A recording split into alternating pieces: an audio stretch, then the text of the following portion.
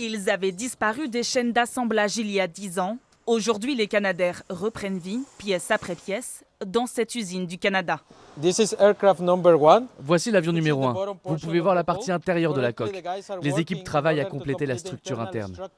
50 000 pièces, toutes assemblées à la main. Ce modèle, le DHC 515, est le premier d'une nouvelle génération de bombardiers d'eau. Après l'arrêt de leur fabrication en 2015, faute de moyens et de commandes, le constructeur a relancé leur production.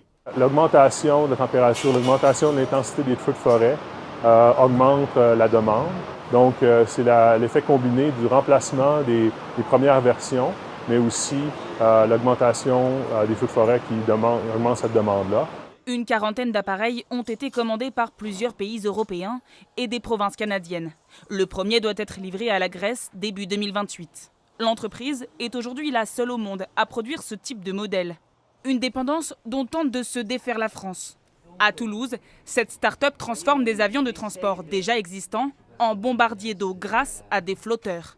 Ce que vous voyez déjà, c'est comme l'avion il serait à la fin, donc c'est comme un Canadair, il n'y a rien à l'intérieur à part les tanks.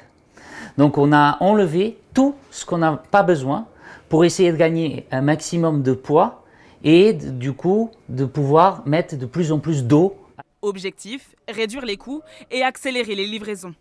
Le premier prototype doit voler dès l'année prochaine pour une mise en service envisagée en 2029.